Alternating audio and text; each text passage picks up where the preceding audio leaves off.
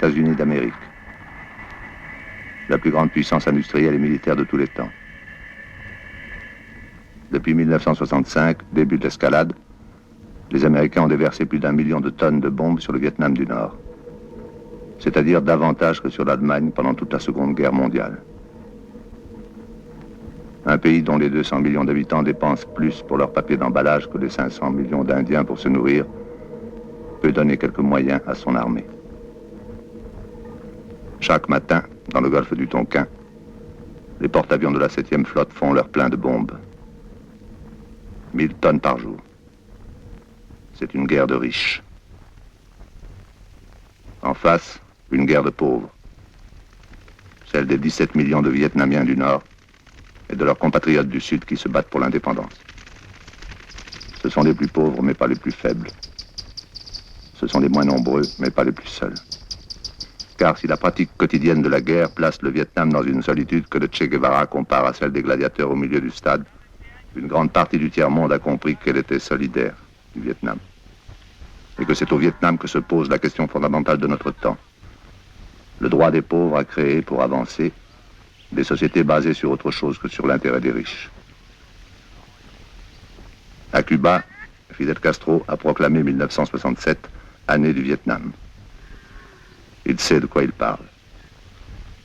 C'est parce que les États-Unis ont échoué à briser la révolution cubaine par la force, en 1961, à la baie des Cochons, qu'ils ont décidé de ne plus laisser nulle part se développer victorieusement un mouvement révolutionnaire. D'où Saint-Domingue, la lutte anti-guérilla en Amérique latine et l'effort de guerre démesuré au Vietnam. L'Amérique veut démontrer au monde que la lutte révolutionnaire est sans issue. Elle a choisi le Vietnam pour en faire la preuve. Elle a peut-être mal choisi.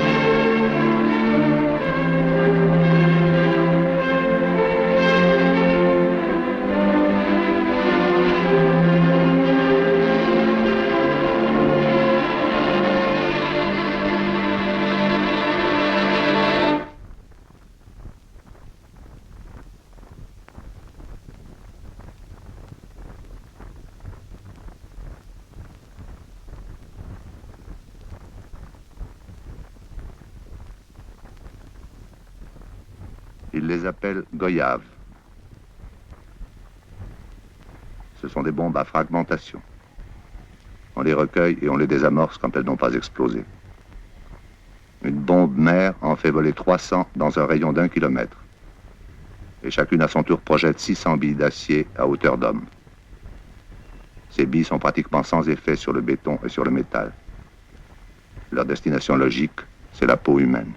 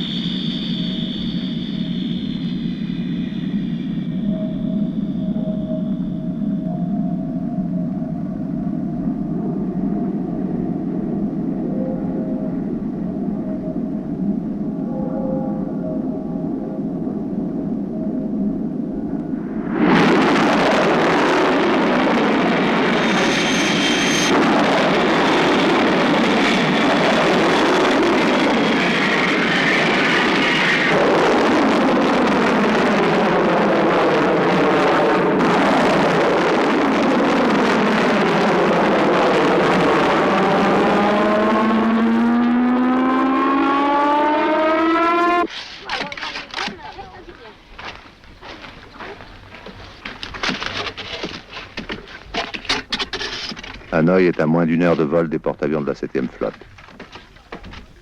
Les bombardements américains ont créé dans les rues de la capitale du Nord un nouvel artisanat. La fabrication des abris individuels. Des tubes de ciment munis d'un couvercle, coulés dans des moules de bois et qui passent par toutes les opérations.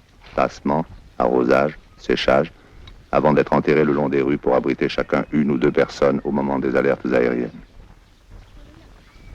Matière pauvre contre matière riche, technique pauvre contre technique riche, on retrouve toujours le même rapport de force, et du côté américain, la même ignorance de l'adversaire.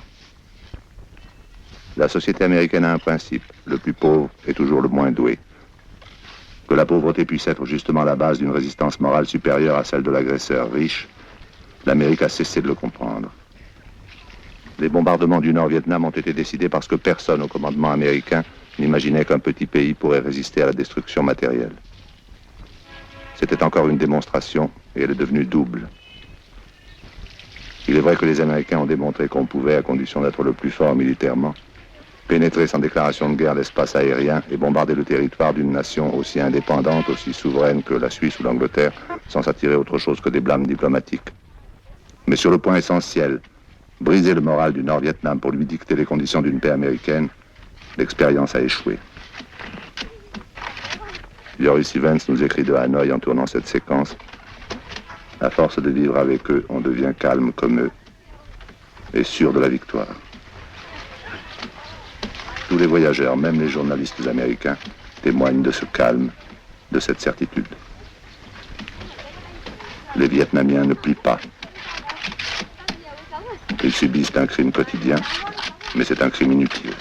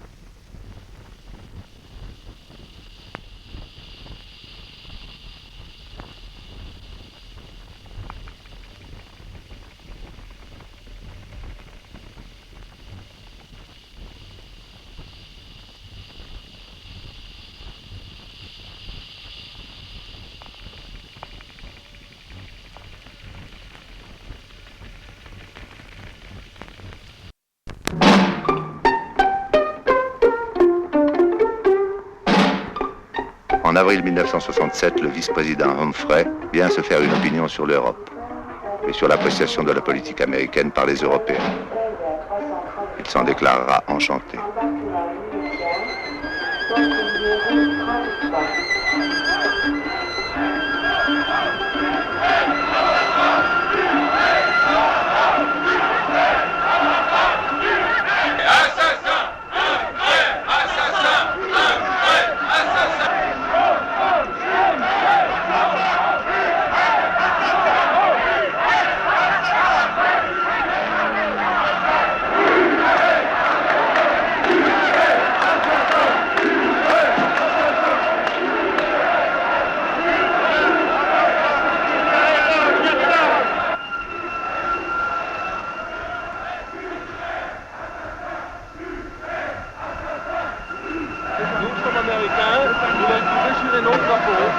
Flag.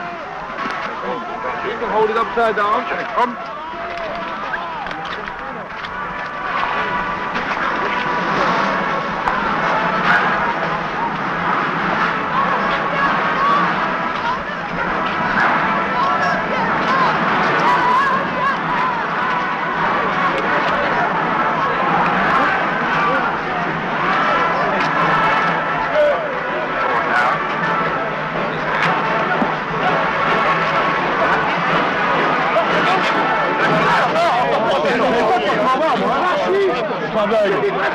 Mon Dieu! Ils prennent même les chaussures!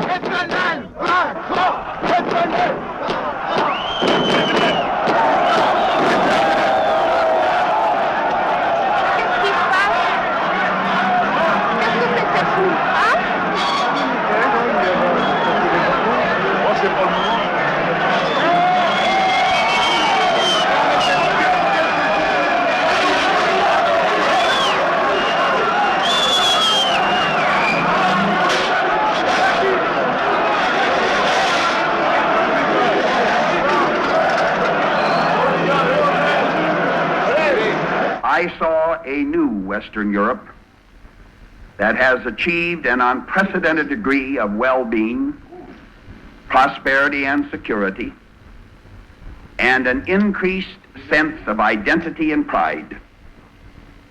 That Europe, Mr. President, is testimony to the soundness of our policies, past and present, and to the genius and the industry of the people and of the nations of that continent. And gentlemen, I can tell you that this was possibly the most rewarding 2 weeks of political seminar that I've ever had.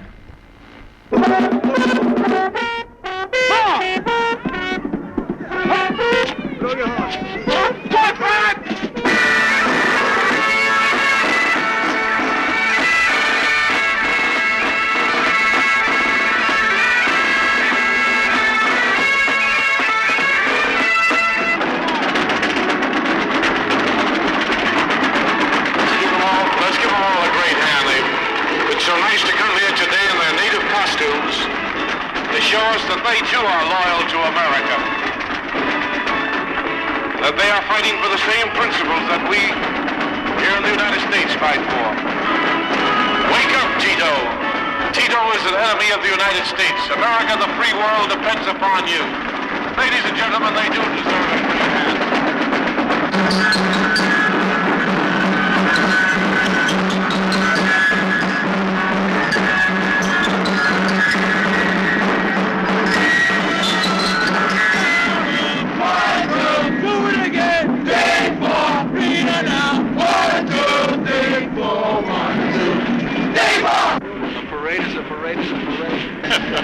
Now coming, the Telephone Traffic Union of New York. Beautiful conditions of telephone ladies. You know, it's a parade. Parade is a parade is a parade. What do you think of this parade?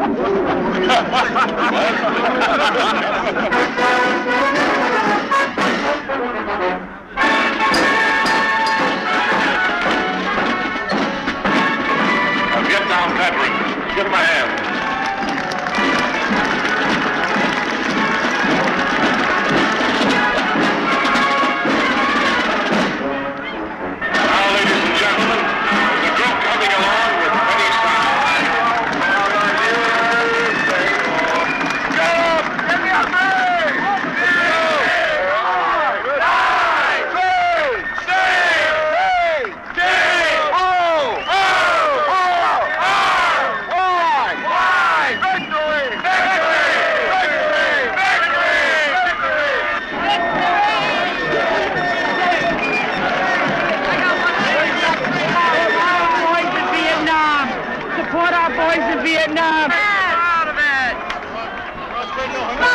where they're going to bury us, and they are buried. Americans, why do you support such individuals? Come on in, folks. Join the crowd.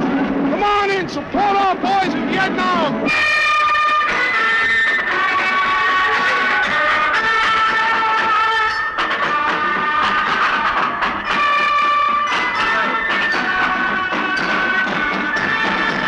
That you vote for the people who are supporting our brothers and sisters and everybody who's dying and supporting us in Vietnam. Support the USA! Hey, hey, what do you say? Let's support the USA! Hey, hey, what do you say? Let's support the USA! We're going to do it very orderly. Let's all say together the Lord's Prayer for our men in Vietnam. Our Father, who art in heaven, hallowed be thy name. Thy kingdom come, thy will be done, on earth as it is in heaven. Give us this day our daily bread, and forgive us our trespasses, as we forgive those who trespass against us. And lead us not into temptation, but deliver us from evil. Amen. Thank you very much. Please leave in an orderly fashion. Support your local police. Hey, it's time for the 4 o'clock tour to come on. Let's go, boys. Thanks, And if you have any questions, don't Thank you. Thank you. You're welcome. You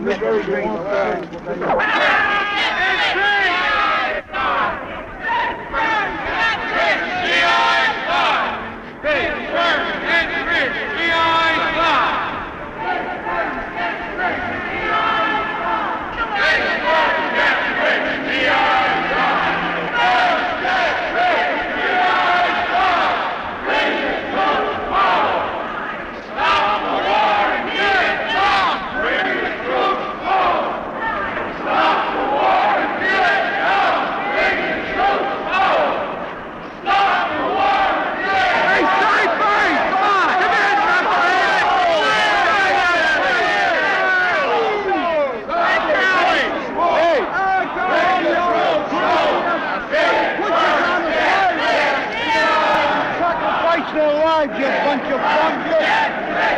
Crazy down here, boys are getting killed. Bunch of judges. They'll be ashamed of yourselves. Pittsburgh, turn red, G.I. die. Pittsburgh, turn red, G.I. die.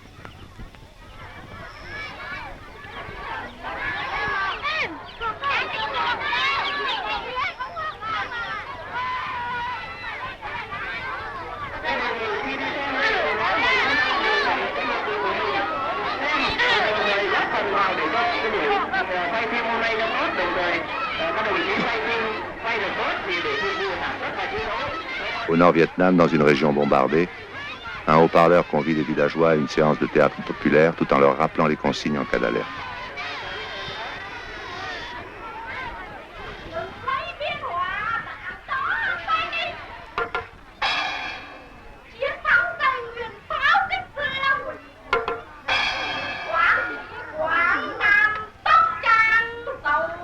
Les personnages de clowns traditionnels ont revêtu cette fois l'apparence du président Johnson et d'un conseiller qui pourrait bien être McNamara. Au cas où vous ne l'auriez pas identifié tout de suite, c'est la jolie dame qui joue le rôle de Johnson.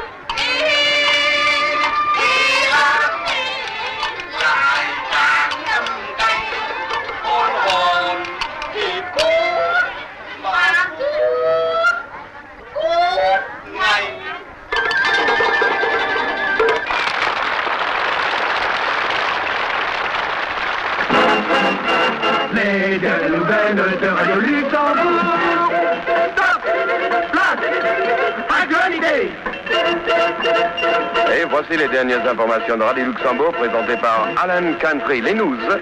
Il faut mener la vie dure au nord vietnamien et tant pis pour les victimes civiles, c'est ce que n'a pas craint de déclarer. Cherche un livre d'Herman Kahn. Claude Rider, Escalade, écrivain, métaphore et scénario. chargé par un producteur de cinéma d'écrire une analyse du livre d'Herman Kahn sur l'escalade. C'est un personnage déchiré, et il l'avoue, c'est donc un personnage imaginaire. Et bien que personne ne risque de se reconnaître en lui, il nous a paru nécessaire d'écouter pour un moment, contradictoire, pathétique et à sa façon honnête, Ça a l'air ardu, hein. la voix de la mauvaise conscience, c'est-à-dire de la mauvaise foi.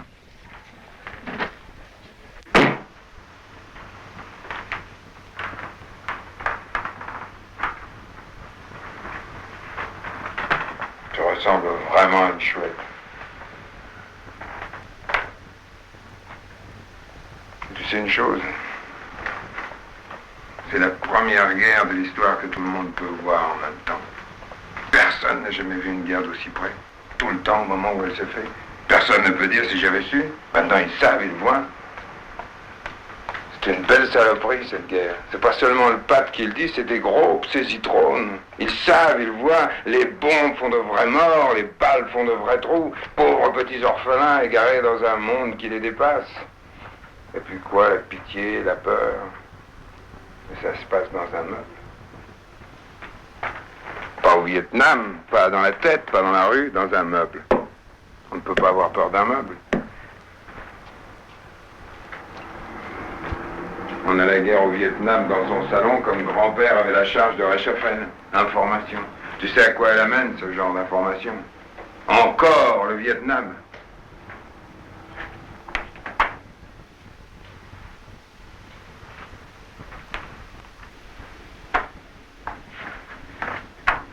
Tiens, pendant la guerre du Pacifique, il y a eu un plan choc. Un Japonais brûlé au lance-flammes, qui tendait la main vers la caméra, à Manille, je crois. Un vrai symbole, toute l'horreur de la guerre. Depuis, on n'a pas cessé de le voir. Les monteurs le connaissent tellement bien qu'ils lui ont trouvé un petit nom gentil, il l'appelle Gustave. Il a servi toutes les causes, ce brave. On l'a vu dans tous les films. Il a représenté successivement l'impérialisme japonais, victime de sa folie, les peuples asiatiques, victimes de l'impérialisme blanc, et l'homme éternel, victime de la guerre éternelle. Comme il est nu, en flamme, il raccorde toujours. On dit, tiens, encore Gustave. On peut toujours montrer des massacres aux gens avec l'idée que ça les guérira de la guerre, mais on n'arrête pas d'en montrer. On les confond tous. On a l'impression que c'est le même plan mis en boucle qu'on nous présente tous les soirs depuis 20 ans, et ça n'arrête rien du tout.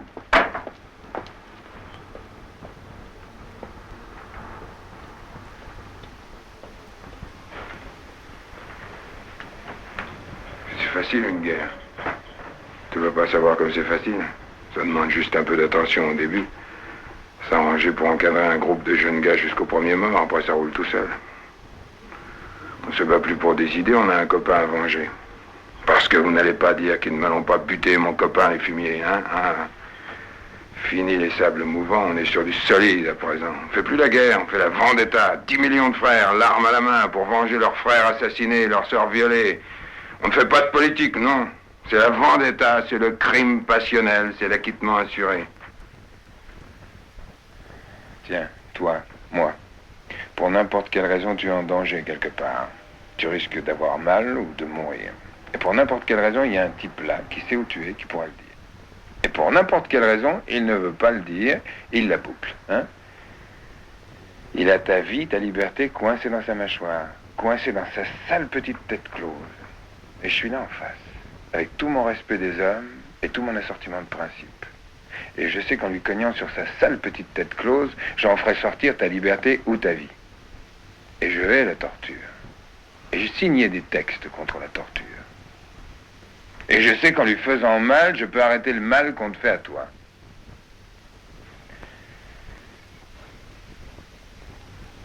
Alors, qu'est-ce que je fais? Tu peux me le dire, ce que je fais?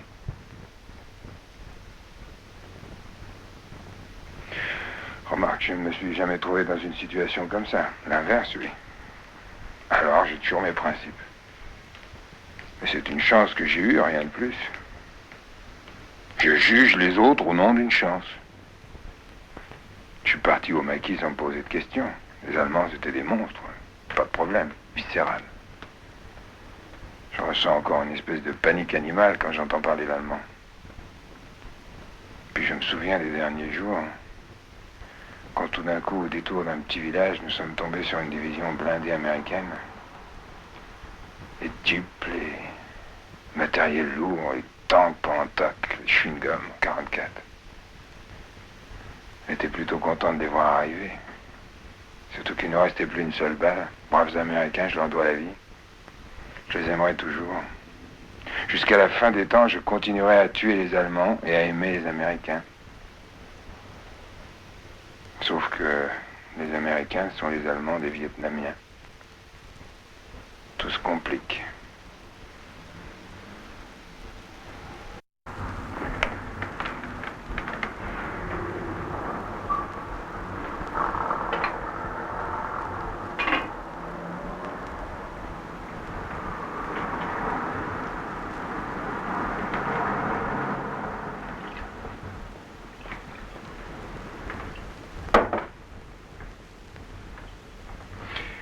Même si on pouvait arrêter une guerre quelque part.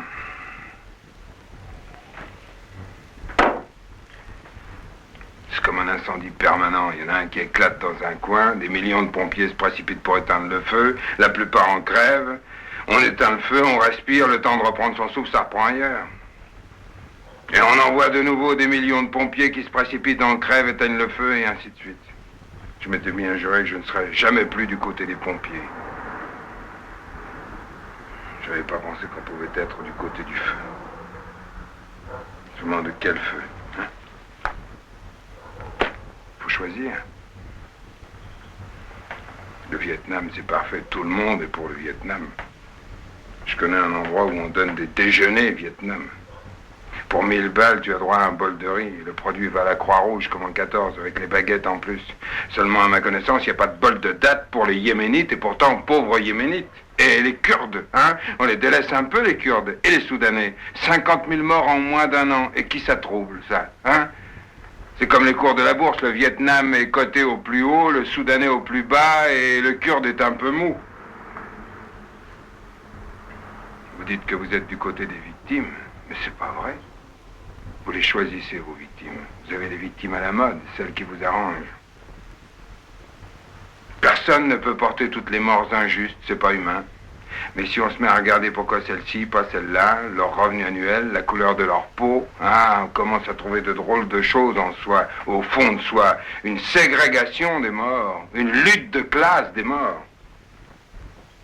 Alors le Vietnam, là, c'est l'unanimité, c'est la bonne conscience retrouvée, c'est la joie, le droit, la liberté, parce que le Vietnam, c'est les Américains, et les Américains, c'est des affreux, des pas comme nous, des pas cultivés, des tyrans, des colonialistes. 40 millions d'anticolonialistes en France. Ça n'était pas tellement aperçu pendant l'Algérie, mais nous avons fait des progrès gigantesques. Alors les Américains, on ne se gêne pas pour leur dire ce qu'on en pense, les gros rusés, hein. Remarque qu'en même temps, les investissements américains en France atteignent 2 milliards de dollars. Et aucun rapport. Voilà. Paris ouvre ses portes pour laisser partir les militaires et entrer les capitaux. Moyennant quoi on peut être anti-américain, solidaire du tiers-monde, en toute quiétude, on est couvert.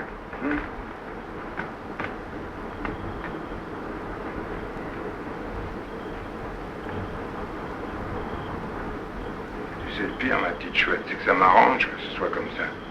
C'est que c'est parfait. Ça me donne le droit de traîner tout le monde dans la boue, plus moi, et d'être bon, sensible et généreux tout seul. Les salauds de la droite, les cons de la gauche, regardez. Pas de danger, ça bouge pas. Les Russes en 17, c'était des vrais hommes. C'est parfait, tout le monde est à sa place, c'est comme ça que tournent les bonnes maisons. Regarde les Américains au Vietnam. Ils envoient les nègres, les paysans, les étudiants leurs sursis. Résultat, les étudiants s'offrent le luxe de protester. Et la grande société, elle s'offre le luxe d'avoir des étudiants qui protestent. C'est impeccable, c'est un concerto, tout le monde tient sa partie.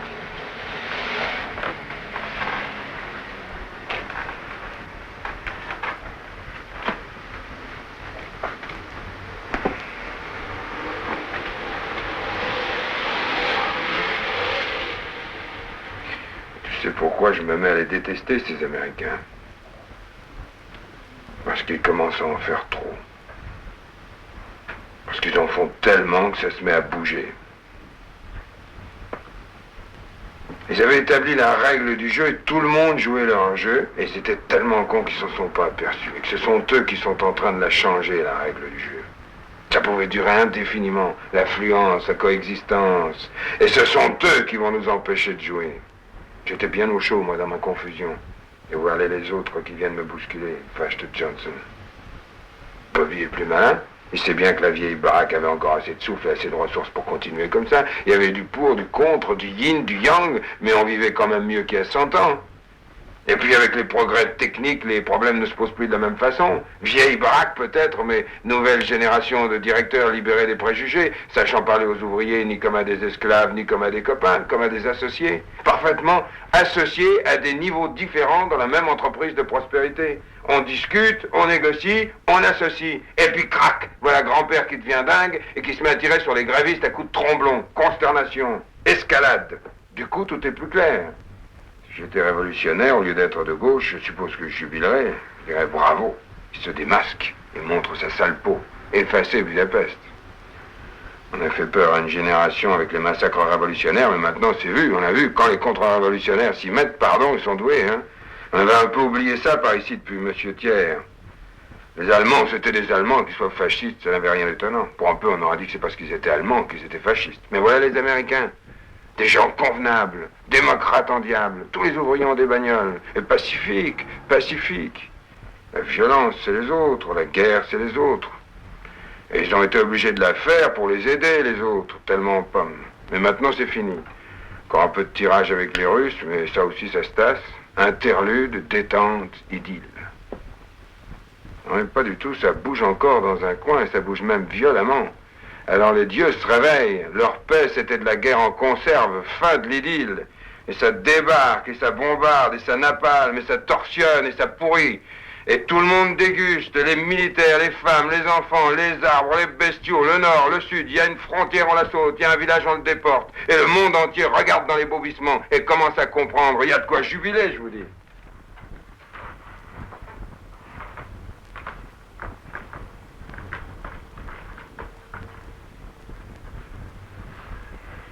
Moi, je ne jubile pas. Je n'ai qu'une vie. Ils n'ont qu'une vie. Il faudrait que je sois drôlement sûr de savoir donner la mienne pour avoir le droit de les applaudir quand ils donnent la leur. Autrement, ça ressemble trop aux imbéciles du dimanche assis dans leur stade. Allez, Vietnam. Alors là, je bloque. Je veux pas comprendre. Non, c'est comme si le Vietnam était devenu autre chose qu'un pays. Autre chose même qu'un symbole. Une expérience. Et qu'entre ceux qui attendent qu'elle réussisse et ceux qui attendent qu'elle rate, il s'était établi une espèce de complicité monstrueuse pour qu'elle dure. Et là-dessus, c'est vrai, je me bouche les yeux et je me bouche les oreilles. Parce que si ça veut dire quelque chose, c'est justement que ça dure. Que tout dure, qu'il n'y a pas de fin à rien, ni à la guerre, ni à la cruauté, ni à la violence, à rien.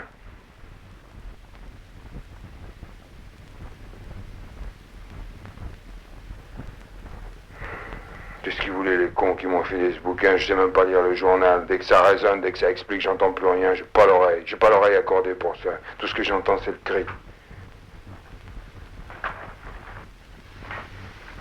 Je sais pas comment vous faites, je sais pas comment on peut négocier avec le cri.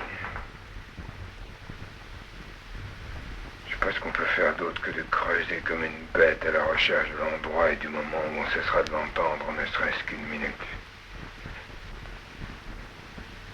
Je vais pas écrire leur texte.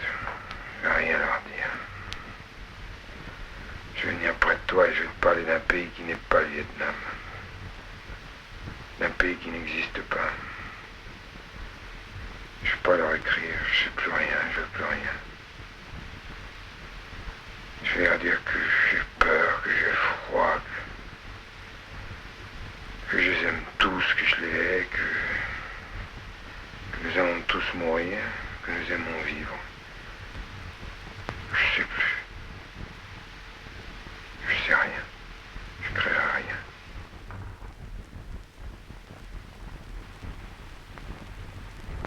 La politique d'intervention des États-Unis au Sud-Vietnam est en train de saboter les accords de Genève ainsi que la paix et l'unification. Le 20 juillet 1954, un général français et un commissaire Viet Minh signent les accords de Genève. La guerre d'Indochine, la guerre française, est terminée.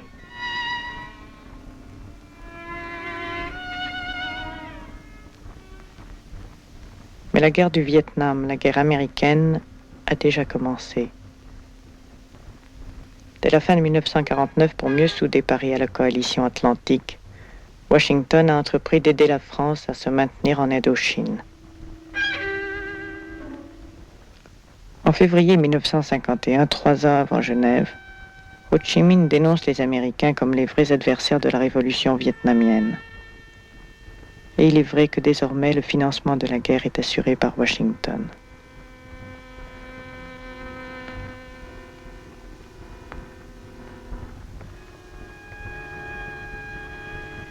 Avril 1954. Dien Bien Phu va tomber.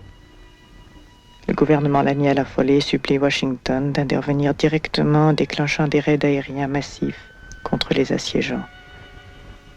Le gouvernement américain refuse de prendre ces risques. Dulles élabore une autre stratégie. Négliger le compromettant allié français, lui laisser faire une mauvaise paix, figeant tant bien que mal la vague communiste.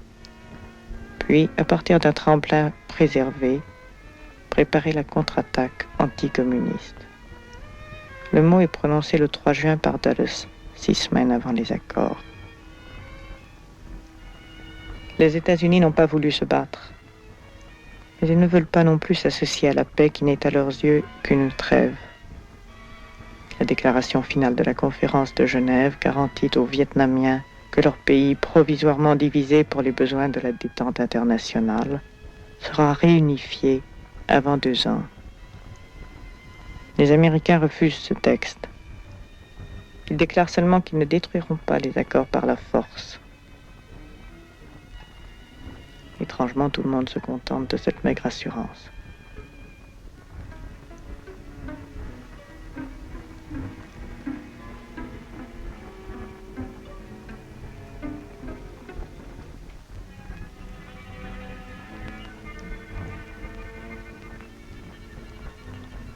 Ainsi, à la fin de juillet 1954, les Américains, sans livrer le moindre combat, sans prendre le moindre engagement, ont obtenu que les vainqueurs de Dien Bien Phu abandonnent un tiers des territoires que Giap avait gagnés par les armes. Il suffit de ne tenir aucun compte des promesses de Genève pour transformer cette négociation en marché de dupes. Les Vietnamiens s'en souviendront à l'avenir quand on leur parlera de négociation.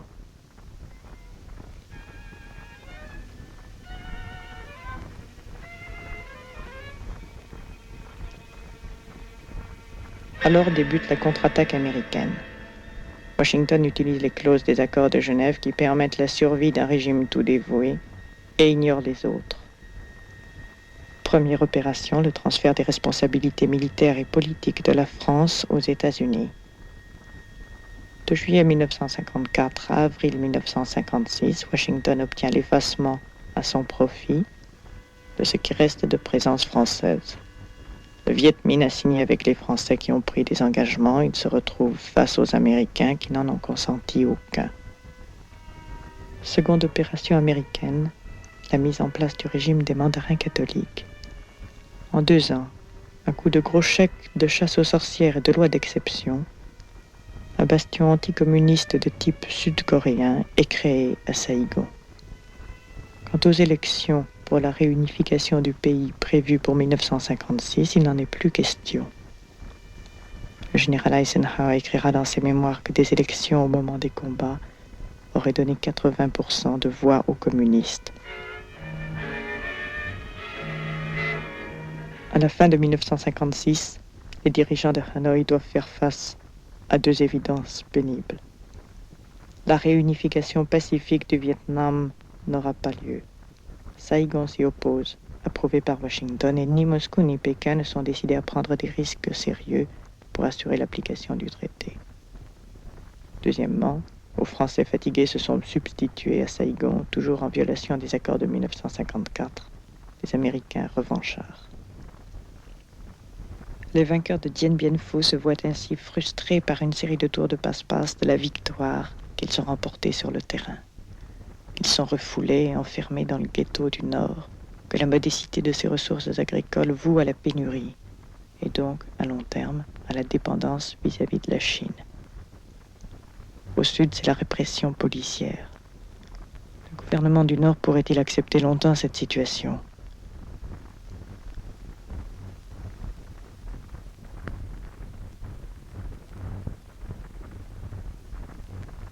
En 1958, le mythe de la coexistence pacifique est encore trop neuf pour qu'on mette délibérément en péril la fragile détente internationale. La politique de Khrouchtchev pousserait plutôt Hanoï à la patience. Mais c'est du Sud que va venir la sommation au combat. Au sud du 17e parallèle, en effet, tout ce qui se réclame de la gauche est voué à la destruction. Le gouvernement Diem a sa Gestapo et ses camps de concentration. Son refus des élections en 1956 achève de convaincre les révolutionnaires vietnamiens qui n'ont plus qu'une issue, la lutte armée. Dès 1958, des observateurs américains signalent l'apparition d'un organisme appelé Front de Libération. En septembre 1960, à l'occasion du 3e congrès du parti, Hanoï accepte de donner sa caution et son aide aux maquisards du Sud. 3 mois plus tard, le 20 décembre 1960, le Front national de libération du Sud-Vietnam fait officiellement connaître son existence. Dès lors, l'insurrection va s'élargir en révolution contre le régime diemiste, oppresseur du Sud et diviseur du Vietnam. Et le Nord va être amené à une participation croissante au combat. En février 1962, Washington annonce la création d'un commandement américain au Vietnam, rendant ainsi publique son intervention militaire directe dans la guerre civile. Au département d'État, On parle de résister à l'agression. On évoque le précédent de Munich. Mais le vrai précédent, c'est la guerre d'Espagne. Et le vrai rôle des États-Unis dans cette guerre, c'est défendre une clique d'extrême droite contre la volonté populaire. Le 1er novembre 1963, l'assassinat de Diem, avec la complicité des services spéciaux américains, rend plus claire encore la nature du conflit. Il ne s'agit plus désormais d'une guerre civile entre la gauche et la droite vietnamienne. Il s'agit désormais de l'intervention américaine contre l'autodétermination du peuple vietnamien. Après 18 mois d'expédients, un chassé-croisé de personnages fictifs au falot, une dernière tentative de camoufler encore le caractère de leur action, les Américains jettent le masque le 8 février 1965. Incapables de gagner la guerre sur le terrain, c'est-à-dire dans la jungle et la rizière du Sud-Vietnam, ils la portent au nord en systématisant les bombardements. C'est l'escalade. Depuis lors, cette escalade s'amplifie. Les bombardements dont vous avez vu l'image ne sont pas des opérations de guerre, ce sont exactement des séances de torture. Le but est de faire plier la victime, de briser sa résistance, et les agresseurs n'en font pas mystère. Mais cette fois, le supplicié n'est plus à la merci du tortionnaire. Il se bat. Il se battra jusqu'à sa victoire, dont il a déjà défini les termes. Intégrité territoriale, réunification, autodétermination, fin des ingérences étrangères. Les Américains se trompent en croyant qu'en bombardant le Nord, ils pourront gagner la guerre dans le Sud. Jamais, jamais, ils gagneront cette guerre. Jamais, jamais, nous submettrons. Parce que notre guerre, c'est une guerre patriotique, c'est une guerre juste, et nous sommes décidés à lutter, que ce soit 5 ans, 10 ans, 20 ans ou davantage, nous gagnerons. Cette idée de victoire qui n'est pas la sanction d'une conquête mais la reconnaissance d'un droit. Il est assez vain de l'opposer à l'idée de paix. Pour un Vietnamien, la paix reste le seul but, mais la victoire reste le seul chemin.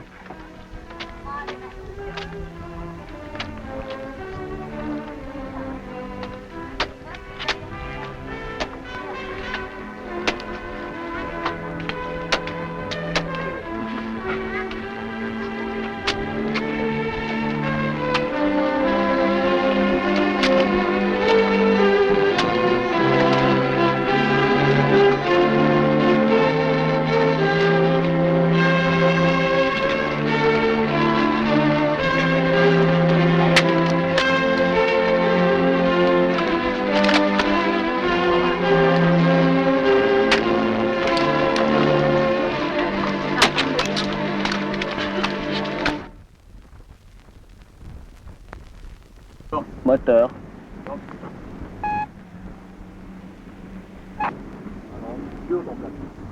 Vietnam Goddard 1 première.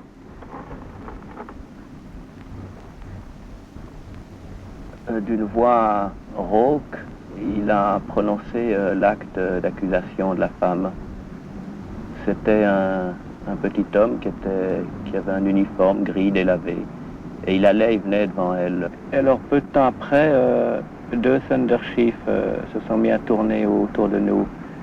Et on les entendait qui grondaient parce qu'ils volaient en rase-motte et on entendait l'explosion de leurs bombes qui tombaient. Et lorsqu'il s'est redressé, dans sa main il y avait un couteau avec un manche un peu dans le genre de ceux qu'emploient les paysans pour ouvrir les noix de coco.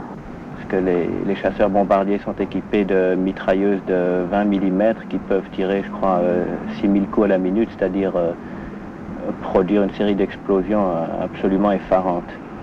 Les paysans étaient toujours immobiles et ils contemplaient le spectacle. Il y a une fusée F-105 qui a passé avec un miaulement vraiment à 1 mètre au-dessus de nos têtes. Et tout ça avec quelque chose de très étrange. Et les paysans étaient était toujours immobile et il regardait le spectacle. Tout ça avait quelque chose de très étrange. Eh bien, je pense que si j'avais été un caméraman des actualités, un caméraman de la télévision du réseau ABC de New York ou San Francisco, si j'avais été un caméraman des actualités soviétiques, c'est ça que j'aurais filmé, je pense. Mais j'habite Paris et je ne suis pas allé au Vietnam. Je voulais aller au Nord-Vietnam il y a un an et demi. Je me souviens, j'avais écrit à la délégation nord-vietnamienne ici et je leur avais demandé l'autorisation de venir filmer chez eux. Puis à Hanoï, à La Lapre, au bout de 7 ou 8 mois, enfin j'ai appris qu'ils avaient refusé parce que j'étais pas, enfin pour eux, j'étais pas, je pense, un garçon sur lequel, enfin disons aux bases, disons à l'idéologie un peu vague et sur laquelle ils ne pouvaient pas compter. Enfin je pense qu'ils avaient sûrement c'était une très bonne raison, ils n'avaient pas tort.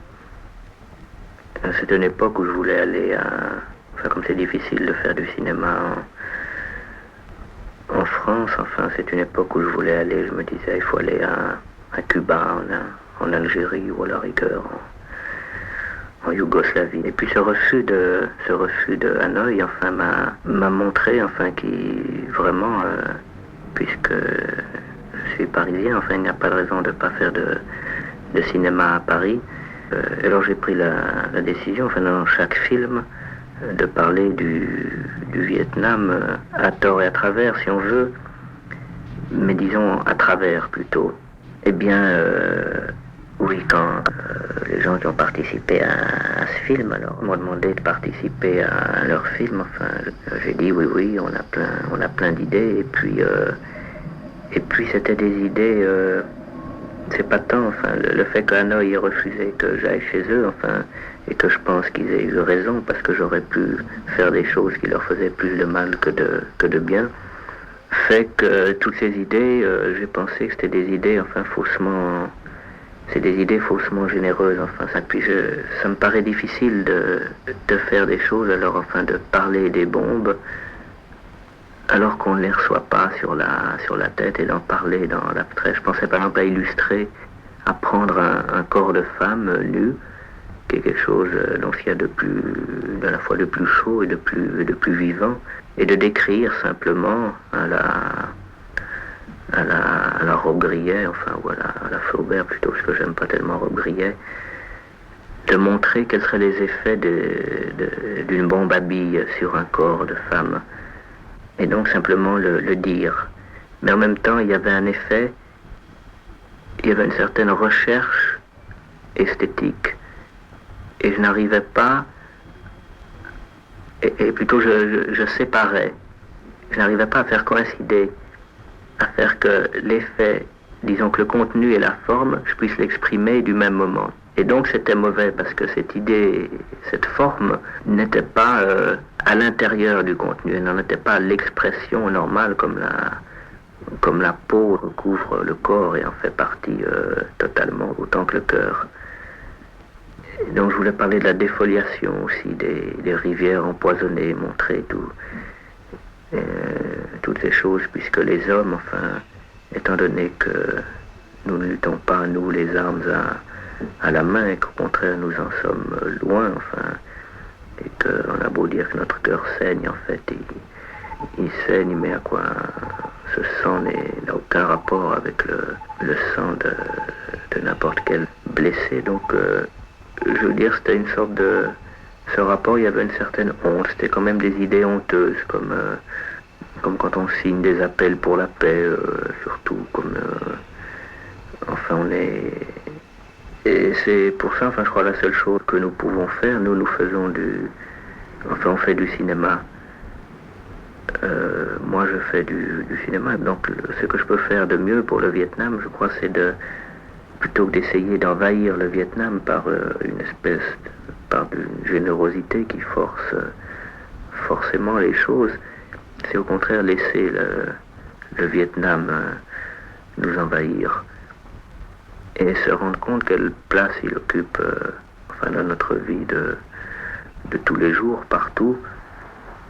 Et alors on se rend compte que le Vietnam n'est pas tout seul, et que toute l'Afrique et toute l'Amérique du Sud, et qu'il faut donc commencer par créer, quand Che Guevara dit créons 2 ou 3 autres Vietnam, on peut l'appliquer à soi-même, c'est créer un Vietnam en soi-même. Et alors si on est en Guinée, c'est contre les Portugais. Si on est à Chicago, c'est pour les Noirs. Si on est en Amérique du Sud, c'est pour l'Amérique latine, qui est un pays entièrement colonisé, d'abord colonisé par la culture espagnole et française, et aujourd'hui colonisé par l'économie américaine.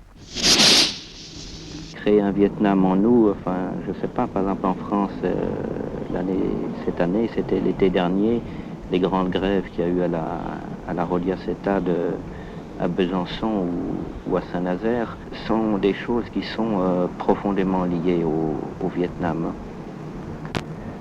Pour un ouvrier de la Roliaceta, la lutte du Nord-Vietnam, lui, il doit en tirer des leçons quand il lutte avec son syndicat. Il doit en tirer des formes de principe, parce que finalement, s'il trouve par exemple à Roliaceta que ses cadences de travail sont trop fortes, qu'il ne peut ni vivre, ni dormir, ni penser, il peut même plus lire,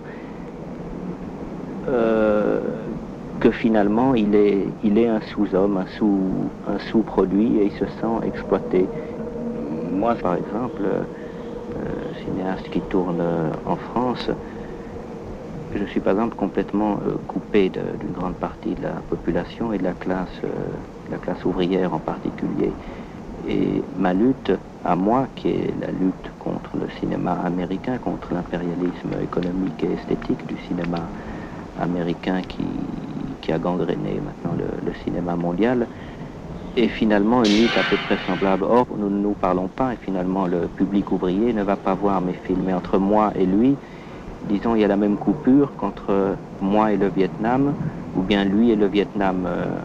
Nous nous intéressons moins l'un à l'autre, autrement que par un sentiment, disons, de générosité, mais qui ne correspond pas vraiment à la réalité. Nous ne nous connaissons pas parce que nous sommes dans une sorte de prison culturelle, et l'ouvrier, la Roliaceta, dans une sorte de prison économique.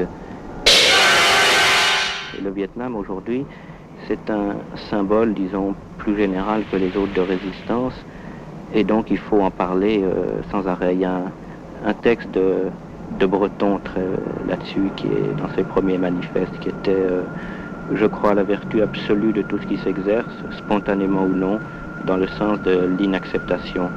Et ce ne sont pas les raisons d'efficacité générale dont s'inspire la longue patience révolutionnaire, raisons devant lesquelles je m'incline, qui me rendront sourds aux cris que peut nous arracher à chaque minute l'effroyable disproportion de ce qui est gagné à ce qui est perdu, de ce qui est accordé à ce qui est souffert. Les deux phrases à souligner dans ce texte sont la longue patience révolutionnaire, et l'autre c'est le cri. Eh bien, nous qui ne sommes pas dans une situation révolutionnaire en France, nous devons crier au contraire le plus fort. Peut-être les autres peuvent moins crier, et ceux qui sont, Régis Debray ne crient pas, Che Guevara non plus, ils sont des vrais révolutionnaires. Nous qui ne pouvons plus l'être ou pas encore, il faut justement écouter et retransmettre ces cris le plus souvent possible. Coupe.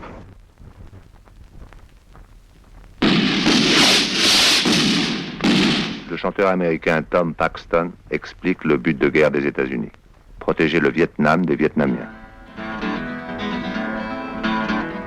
I got a letter from LBJ. It said, "This is your lucky day. It's time to put your khaki trousers on. Though it might seem very queer, we've got no job to give you here, so we are sending you to Vietnam. And Lyndon Johnson told the nation, have no fear of escalation. I am trying everyone to please.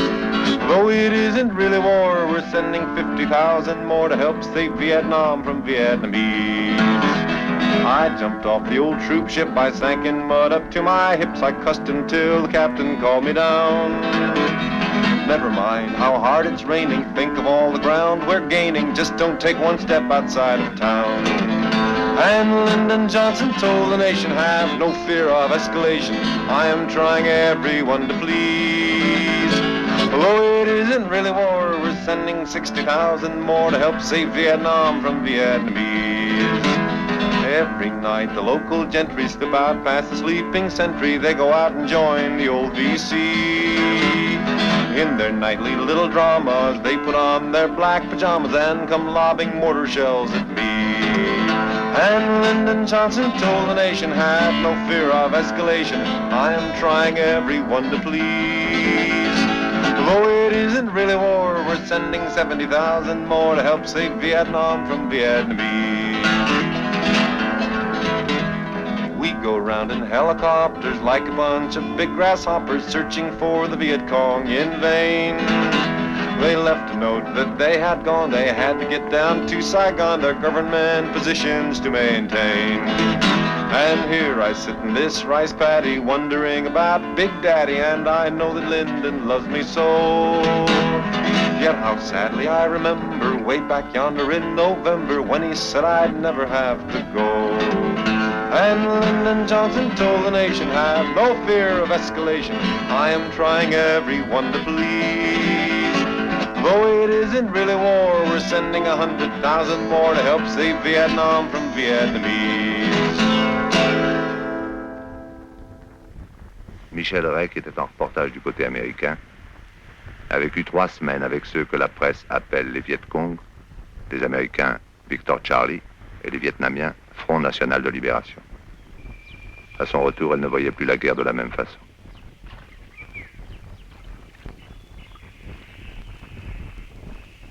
Tous les jours, 100 tonnes de napalm et 200 tonnes de bombes de toutes sortes sont déversées sur le sol Sud-Vietnam et pour la contribution de la seule Air Force.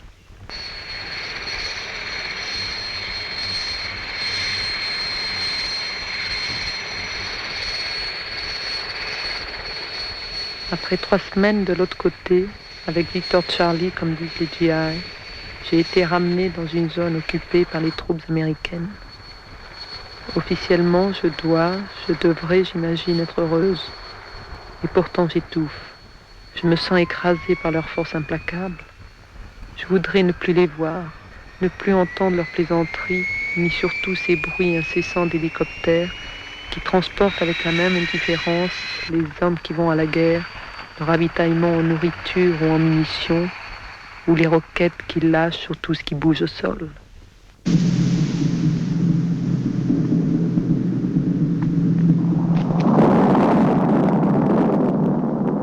3 semaines pendant lesquelles j'ai sursauté au moindre bruit de moteur ou de réacteur. Et lorsque les bombardements se rapprochaient trop, alors, comme les soldats du front, le simple paysan, les femmes, les enfants, je me terrais dans des cages creusées à 1 mètre de la surface du sol, avec un bon bout pour respirer, pendant qu'au-dessus de nous, l'apocalypse se déchaînait.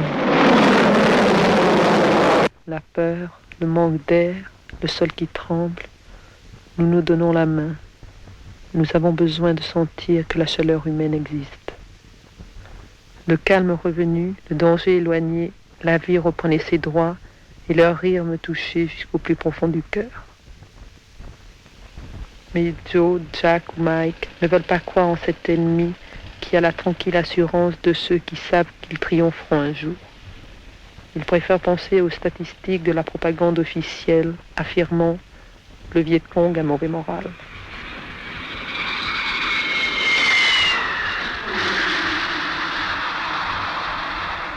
Ils voudraient amener à eux cette population qu'ils bombardent. Alors les opérations sanitaires se multiplient. Les GI se transforment en infirmiers et leur regard signifie clairement « Vous voyez, nous ne sommes pas des monstres ». Leur conscience est nette et la journaliste américaine pourra faire un excellent papier.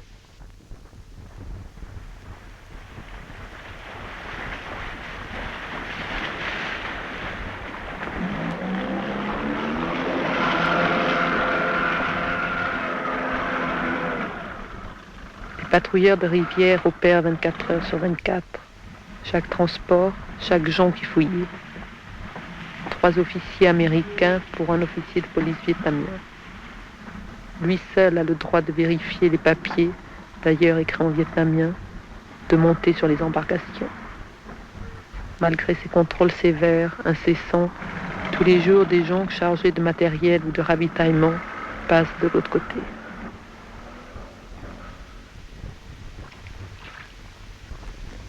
Dans d'autres zones, dans la province de Binh Dinh en particulier, à cause des bombardements incessants, la population a été évacuée dans des camps de regroupement. Mais les champs sont loin et les bicyclettes sont rares. Alors, tous les matins, les Coréens de la Tiger Division les emmènent sous protection armée faire leur récolte. Le soir, au retour, les balanciers chargés au maximum, c'est la cohue. Les soldats toujours là, toujours présents. Les Vietnamiens n'aiment pas ces Coréens qui savent se faire craindre. Ils n'oublient pas non plus que sous l'occupation japonaise, c'était des Coréens qui avaient la garde des camps.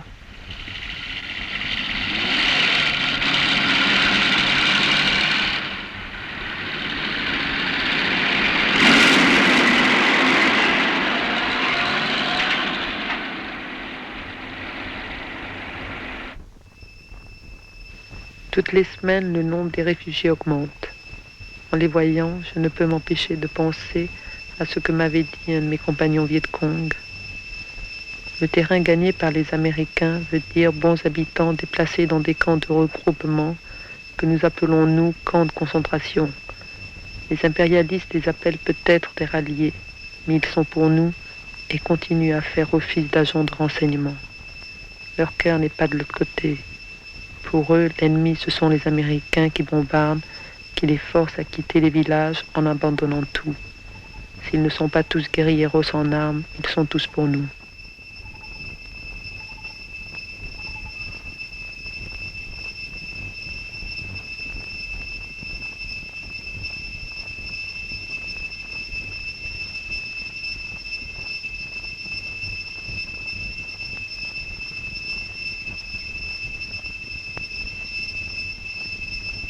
Viet-Cong ou simplement suspect.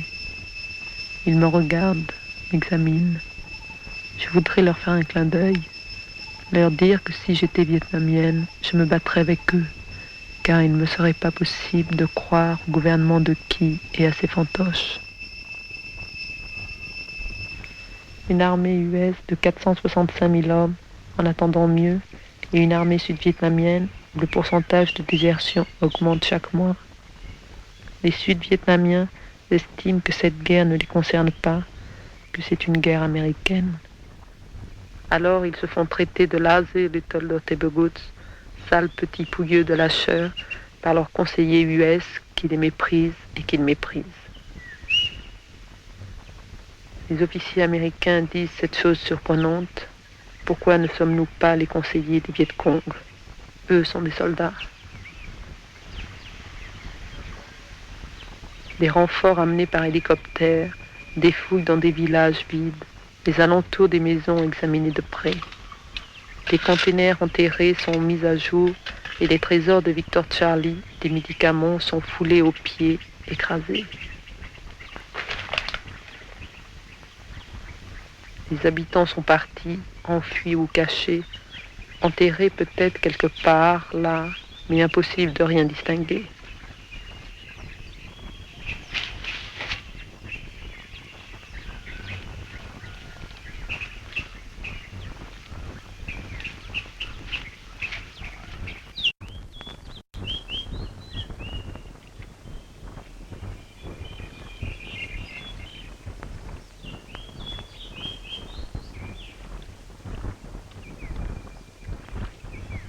Des suspects. Mais qui n'est pas suspect au Sud-Vietnam? Même les femmes, même les enfants doivent suivre. Ils seront interrogés aussi. Il est toujours difficile d'être un témoin, surtout le témoin impuissant d'une guerre. Être derrière la caméra ne signifie pas être neutre. Je filme un côté, mais mon cœur est en face avec ces suspects, avec ce gosse.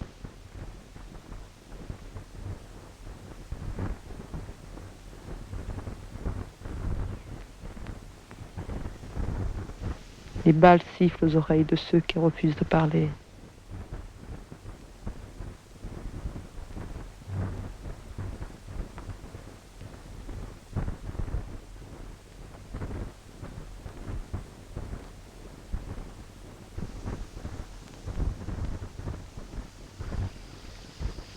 Et la longue marche reprend à la poursuite d'un ennemi qui se dérobe sans cesse et qui finalement garde l'initiative des opérations.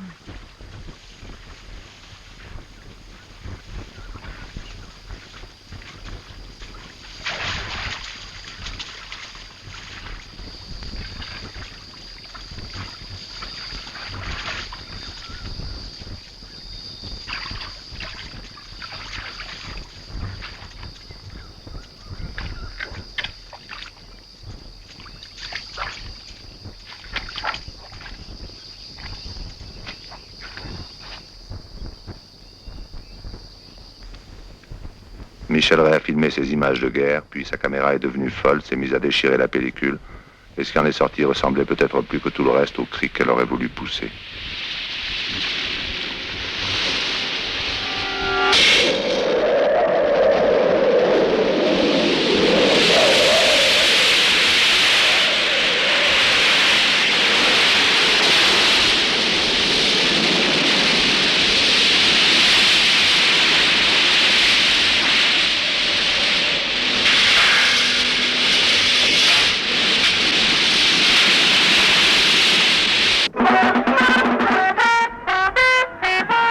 The situation in Vietnam has been accorded the most intensive news coverage in history. Le général Westmoreland, commandant en chef des forces américaines au Vietnam, présente la thèse officielle des États-Unis. Their own image of the war. The real objective of the war is the people. What we have is not a civil war. It is a massive campaign of external aggression from North Vietnam. The Viet Cong is not a legitimate nationalistic movement. It is a movement organized, controlled, and supported by the Communist government of North Vietnam. What support it gets from the people in South Vietnam is largely the result of terror, intimidation, and murder.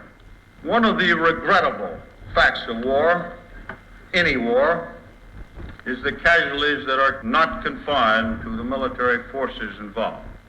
There are civilian casualties in Vietnam.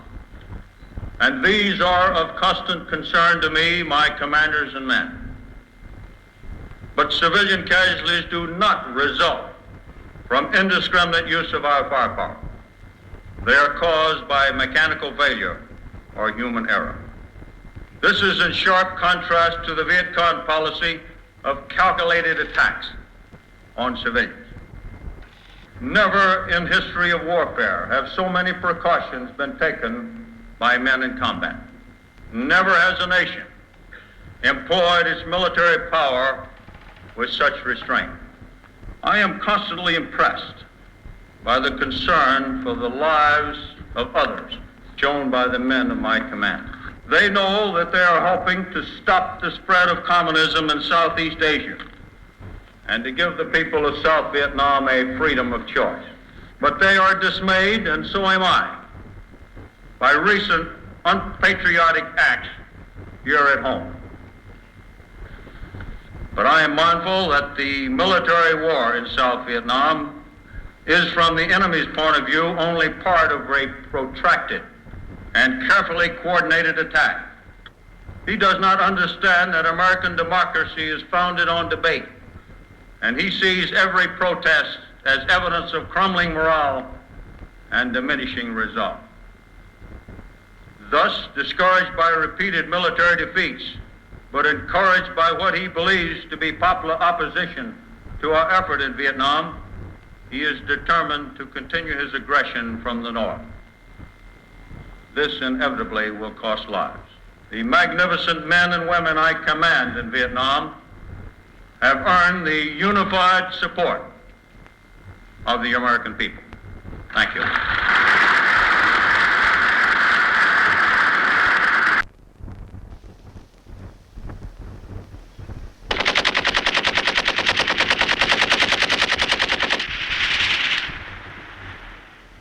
leçon de Victor Charlie, c'est que la réponse à la bombe atomique n'est pas une autre bombe atomique, mais la plus ancienne forme de résistance humaine, la guerre de guérilla. Nous avons demandé à Fidel Castro, qui connaît passablement la question, de nous dire comment et pourquoi la guérilla doit gagner. Sobre la cuestión acerca de si la lucha armada es el único camino para la liberación, lo que puedo responder es que, por lo menos en las condiciones de nuestro país, no había otro camino. Y en nuestra opinión, en las condiciones de la inmensa mayoría de los países de América Latina, no hay otro camino que la lucha armada. Y esa parece ser la situación también en muchos otros países de Asia y de África. Por lo general siempre el imperialismo cuenta con todos los medios, aliado con las oligarquías de cada uno de los países, para impedir el triunfo democrático de la revolución.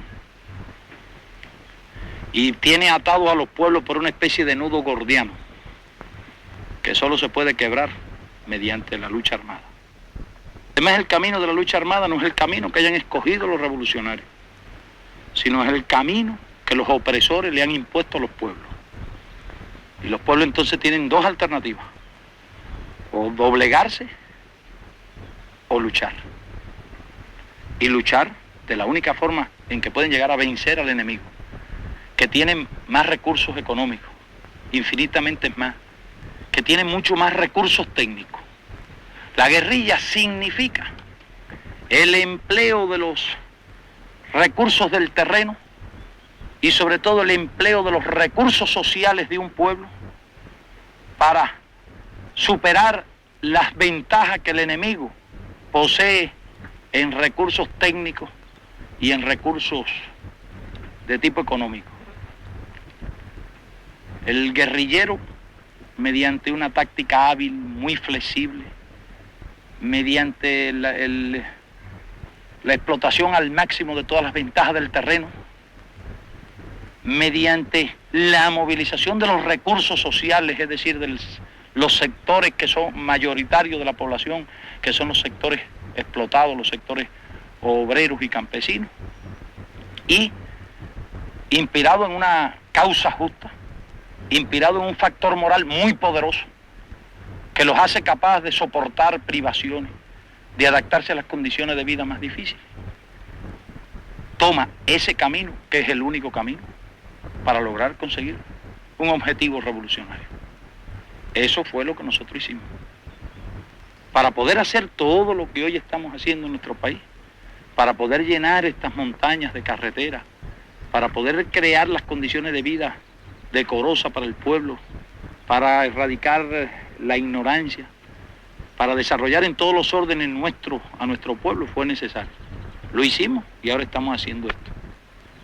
Pero al mismo tiempo también nos preparamos para defender lo que estamos haciendo. Sabemos que ningún país en las condiciones que ha creado el imperialismo en el mundo de hoy se puede sentir seguro. Por eso hay que trabajar en dos sentidos. En un sentido creador, para llevar a cabo la obra de la revolución, y en un sentido también defensivo, preparándose para afrontar cualquier situación de peligro o de agresión al país.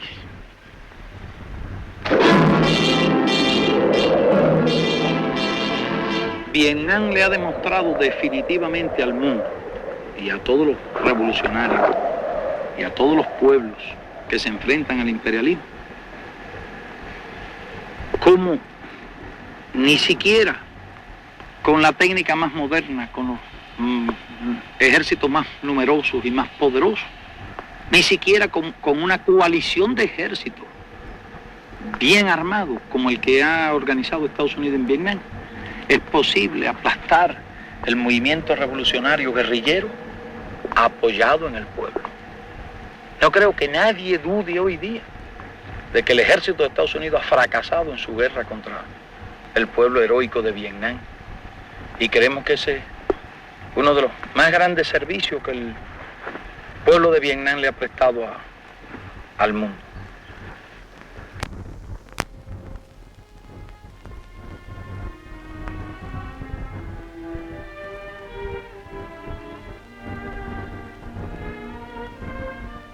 On November 2nd, 1965, Norman Morrison, a Baltimore Quaker, killed himself in front of the Pentagon by setting fire to his gasoline-soaked clothes.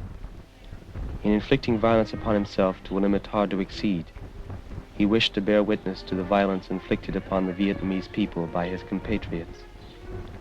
The effect of his sacrifice upon the Americans is still difficult to measure, but the Vietnamese have got his message, and they have understood it. Nguyen, a Vietnamese who lives in Paris with her 3 children, spoke to us about Morrison and his wife Anne, to whom Morrison wrote a few moments before his act. I have seen what I must do as clearly as on that Friday night in August, when I knew that you would be my wife.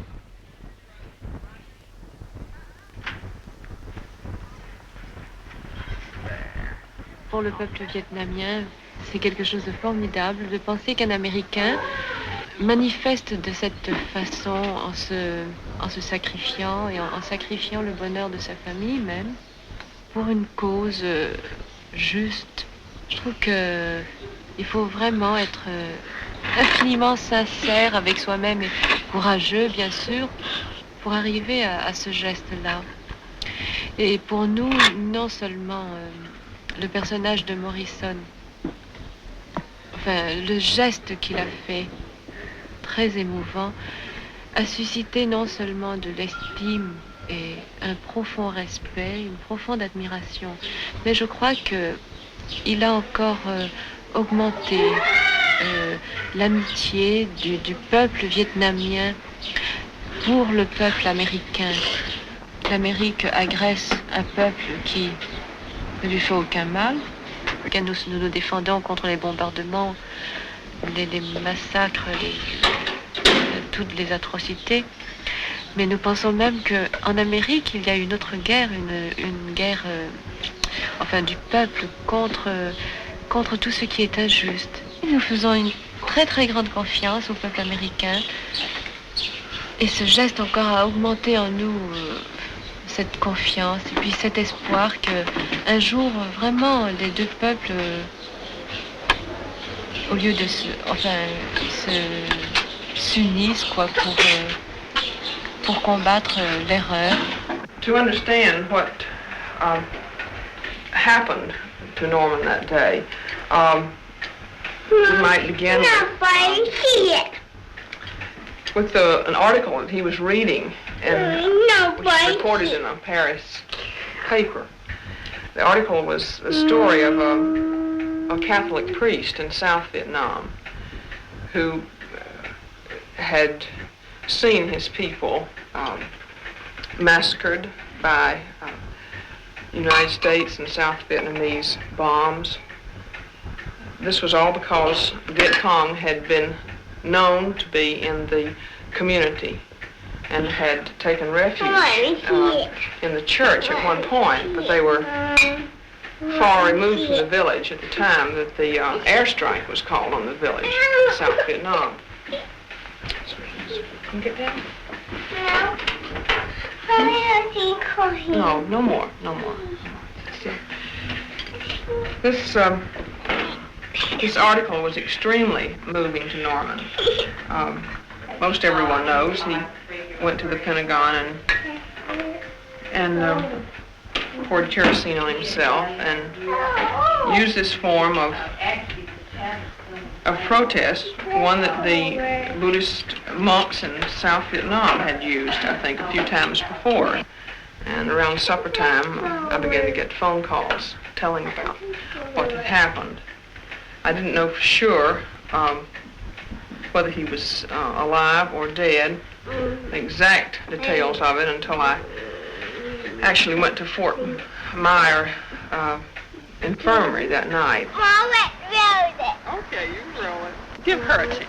Let her go. J'imagine qu'elle doit être tellement en accord avec son mari qu'elle trouve son geste pas tellement extraordinaire. Enfin, je veux dire qu'elle consent vraiment à ce geste, je crois, pour garder cette sérénité et cette maîtrise d'elle-même.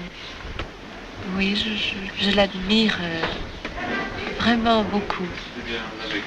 I had no trouble understanding it at all because of the kind of person that Norman was. Quite often at mealtime, we would talk about the incongruity of our health and prosperity and our three healthy, lovely children, contrasting this with the suffering of the people in Vietnam and how difficult it was to know that we were in some way responsible for this, how difficult it was to live with this. Part of what he must have wanted to say was, this is how it feels to be burned, as we are burning people, women and children and men every day. I knew that Norman was a kind of person who was willing to make a sacrifice for others if it seemed necessary. To do otherwise would be unbearable. For some people, it was an act of affirmation that one person can care that much for humanity, to give his life. I told both of his children what had happened right after they waked up the next morning. So I think somehow they probably understood better than the average children would, because they knew how Norman felt. Tina said, Daddy has died, but now his love has spread. Ceux qui étaient jusque-là encore hésitants, après cet acte pourraient mieux prendre position. C'est dans ce sens qu'il trace la voie, enfin, à ceux qui veulent bien voir la vérité, qui veulent bien la chercher. Je crois que tout ce qui est juste et vrai finira par triompher. But I know one thing for absolutely sure, that individual lives have been changed by this. Changed in some cases dramatically towards concern for society, and I think it has been worth it. I mean, I think he would say this, 1,000 times over.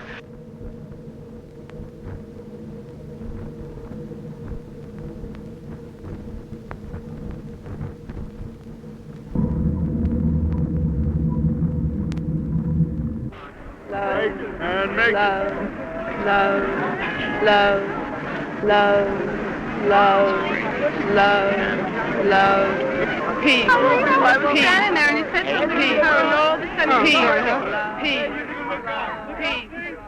Ces démonstrations antipatriotiques blâmées par le général Westmoreland vont culminer le 15 avril 1967.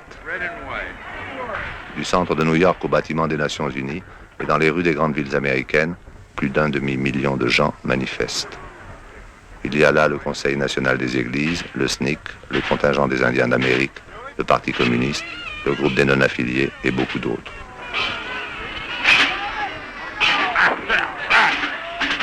C'est la plus grande démonstration de masse de l'histoire des États-Unis. C'est aussi la fin d'une époque. La société américaine se désintègre à toute allure et le monolithisme de l'État ne suffit pas à la consolider. Les forces militaristes de droite, officielles et non officielles, sont armées autant qu'elles peuvent l'être, mais on voit ici apparaître ceux qui vont passer de la protestation à la résistance.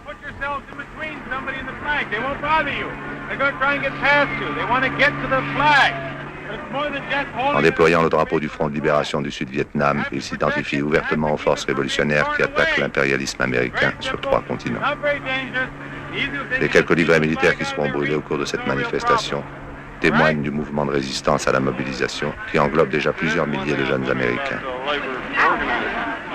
Il y a ici également des représentants de la tendance Black Power, le pouvoir au noir.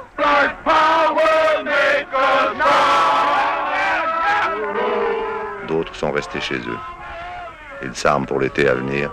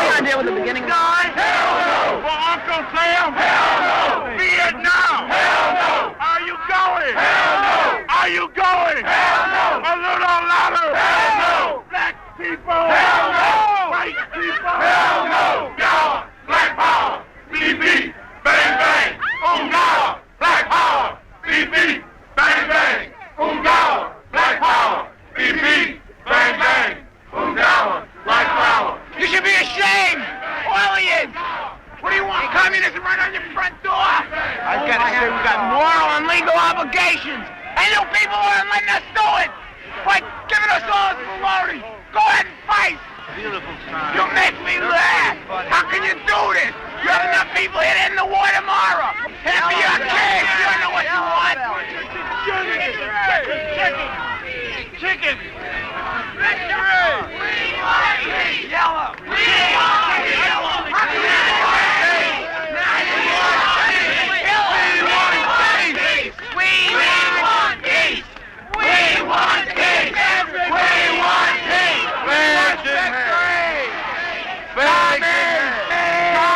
Let your voices be heard against North Vietnamese aggression, against rule by terror. The United States is not a nation of aggressors, of murderers. You know it in your hearts. Every one of you knows it. If the North Vietnamese come to the conference table tomorrow morning, the war ends tomorrow morning. Don't protest only against America. Runners, Lord, come by here. We are runners, Lord, come by here. Oh, Lord, come by here. From every mountain side, let freedom reign. America!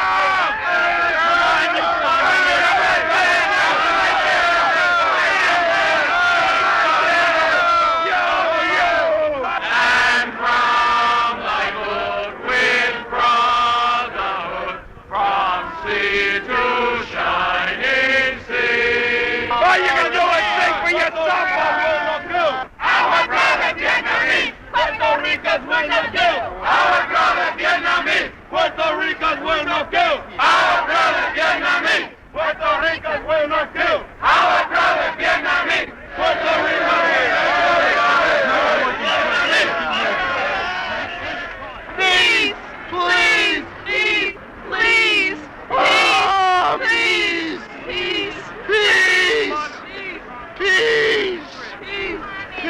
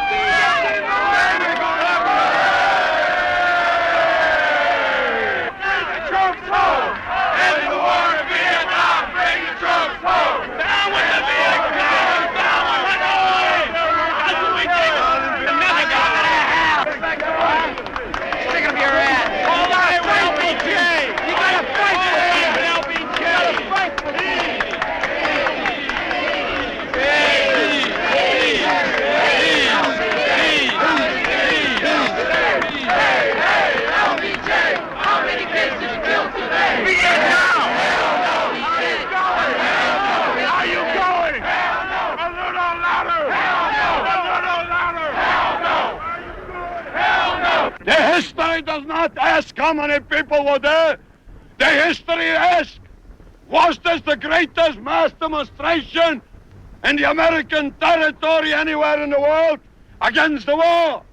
And the answer will be yes. The whole issue is between the power structure of the Western world want to police the whole entire world with white supremacy of nationalism. No black man should go because it is a genocide against the history of the black peoples in America. We are tired of fighting this. I'm for killing the Vietnamese people when they come here. That's right. So they're fighting for liberation, independence, democracy, equality, and peace. And the Viet Cong are never going to surrender. They're never going to give their country away. And America, number one, is responsible for all the trouble in the world. Right. The late President Kennedy said in his state visit to Brazil, he said, it is not the communists in the world that creates trouble. It is the capitalist pimps themselves who create trouble. That's right. You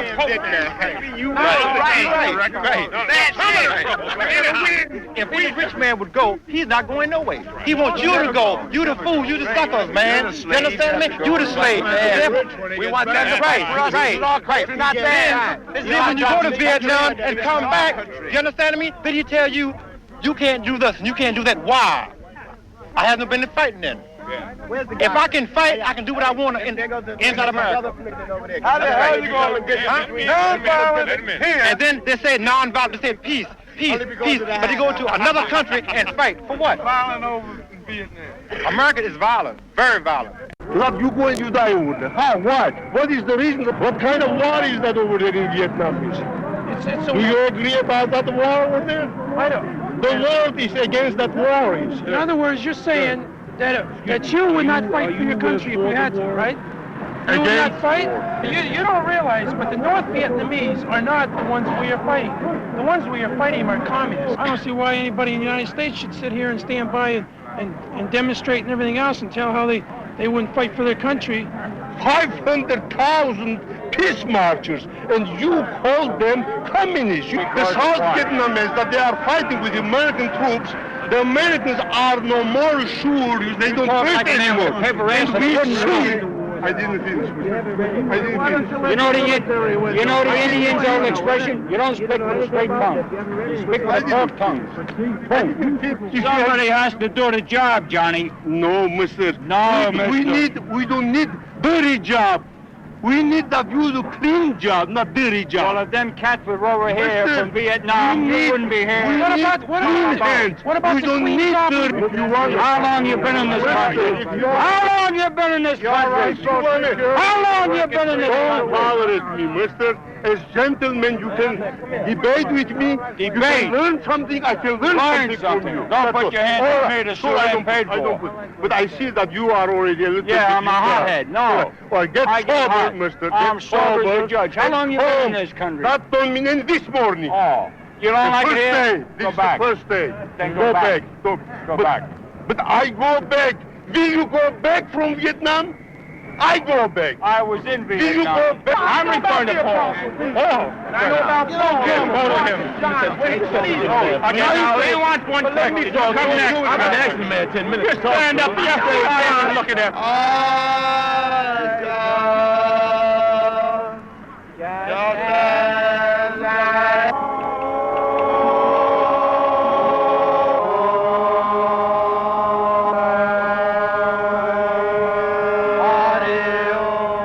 No, it's not. It's what you do right is to a kill? principle. Is it right to kill? So my kids don't get killed yet.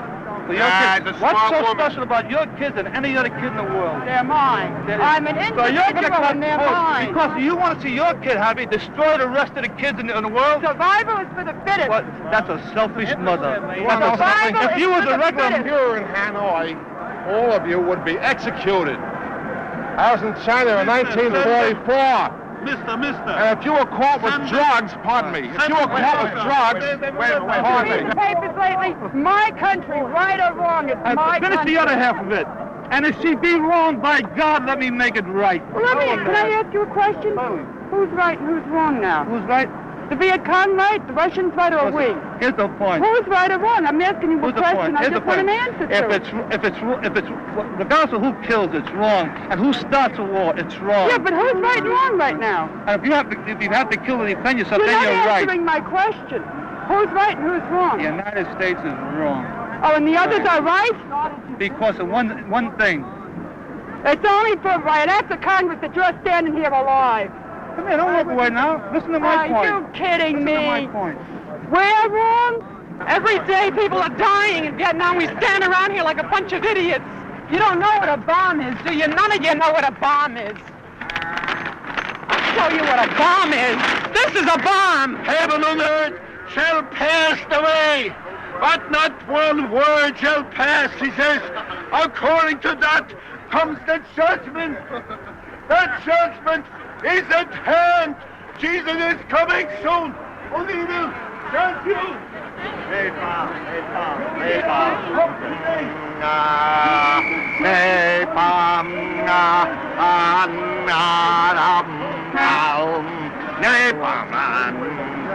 Napalm!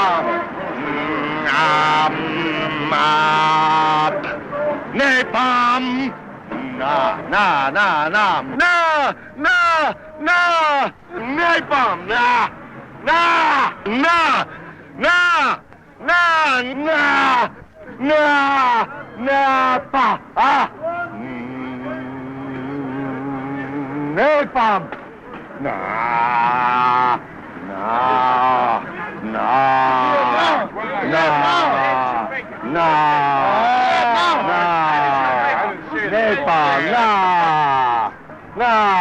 Napalm. Oh, I get it now. Napalm.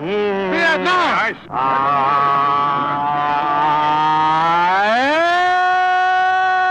What does napalm mean? Napalm. Nobody knows what napalm is? Napalm. No, I don't. Napalm, that's what it means? Napalm. You don't know what it is? No, what is napalm? Napalm is jellied gasoline. It's being used in Vietnam to burn up people in villages. Look at me. It clings to people. What is napalm? Well, napalm is jellied gasoline. Jelly gasoline? Yeah. The napalm. Napalm. We need you in here. You ever heard of napalm? Yes, I seen it. The soldier. You know what napalm is? Napalm. What's napalm? It's kids like this that are getting burned up by napalm. It's kids like this and this one and all, people like you, grown-up people, and they're being burned up for no good reason at all. It isn't even helping anything that anyone could want. And that's why they don't stop this war. There won't be any.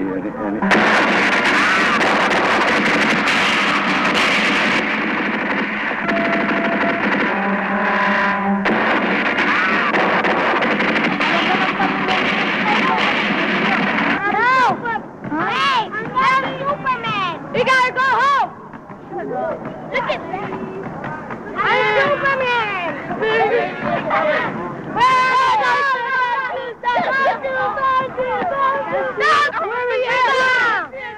We're in Vietnam fighting the war! Get that!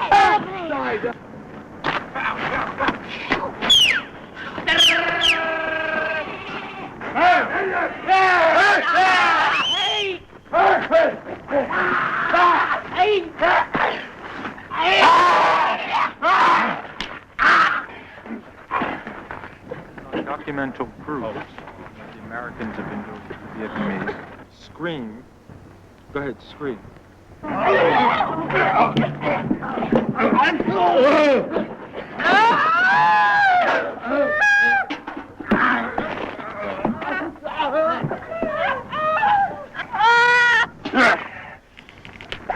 I was delighted to learn that the MiG airfields had been bombed, at least 2 of them today.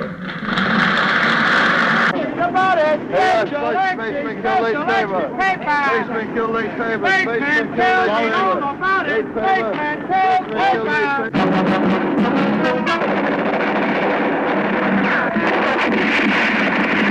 I was just trying. Yes, it's a dirty world. So even the smallest scratch can get infected. See why you need a Band-Aid shear strip. It keeps dirt out and lets healing air in. So protect every scratch with a Band-Aid shear strip. Ready? Aim, press the button. And 60 seconds later, it's like opening a present. Carmichael repeated his call for resistance to the war in Vietnam. Hey, you talking about you don't want to be violent, and the honky gonna snatch you up and send you to Vietnam to shoot people, and you come back here and say, yeah, we don't believe in violence. It's all right to shoot yellow people. It's all right to shoot everybody else, but Lord, don't shoot this honky. You have to recognize what they talk about. Lyndon B. Johnson can't tell you that violence never accomplishes anything. If the honky believed it, tell them to use nonviolence in Vietnam.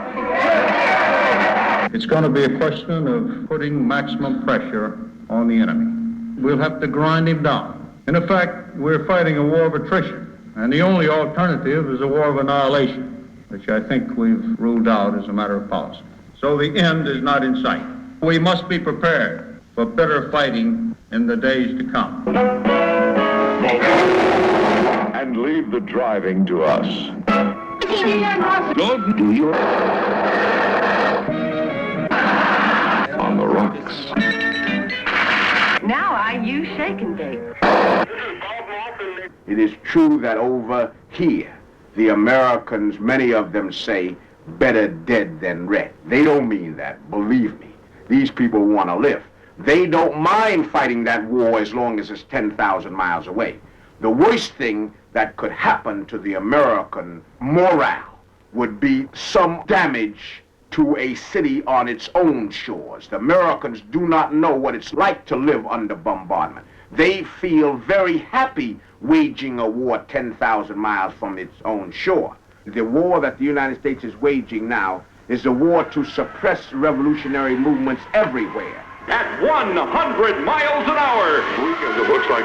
Here we go again. The cousin Helena from Jack. That's her brother Jack. Helena, sweetheart. That's from Cousin Brucey from Jack Gavish. And they live out there in Queens. Helena, sweetheart, we love you and so happy you enjoyed the Cousin Brucey show. This is New York. Happy birthday to Cousin. Got a big date coming up. Not sure where to take this chick? Yeah, what? We can win the war in Vietnam.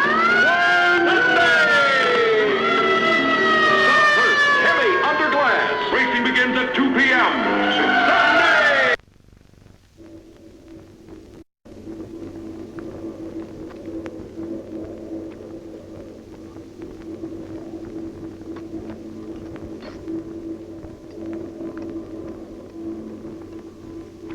Dans quelques minutes, ce film va s'achever. Vous allez sortir de cette salle et, pour beaucoup d'entre vous, retrouver un monde sans guerre. C'est aussi le nôtre et nous savons à quel point il est facile d'oublier certaines réalités. Nous sommes loin du Vietnam. Et le Vietnam de nos émotions et de nos indignations est quelquefois aussi loin du véritable Vietnam que le serait l'indifférence. Nous vivons dans une société qui a poussé très loin l'art de se cacher ses propres buts, ses propres vertiges et surtout sa propre violence.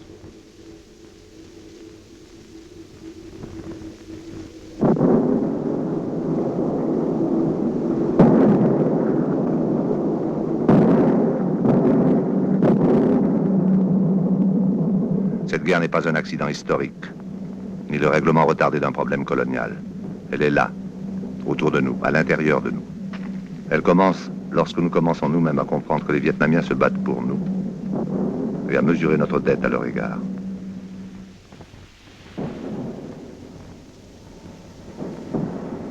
Lorsque les Vietnamiens disent arrêter cette guerre, oui, mais pas à n'importe quel prix, on dit qu'ils ne sont pas raisonnables. C'est vrai que les Vietnamiens ne sont pas raisonnables. C'est vrai qu'ils sont fous, ces Vietnamiens, et que leur intransigeance violente en nous des habitudes liées à nos privilèges. Mais la folie vietnamienne est peut-être la sagesse politique de notre temps. Et le premier mouvement honnête que nous pouvons faire vers eux, c'est d'essayer de regarder leurs défis en face. Devant ce défi, le choix de la société des riches est assez simple. Ou bien cette société devra accomplir la destruction physique de tout ce qui lui résiste. Et c'est une tâche qui risque de dépasser ses moyens de destruction, ou bien elle devra accomplir en elle une transformation totale. Et c'est peut-être aussi trop demander à une société au comble de sa puissance. Si elle refuse ce choix, elle n'aura plus qu'à sacrifier ses illusions rassurantes, à accepter cette guerre des pauvres contre les riches comme inévitable, et à la perdre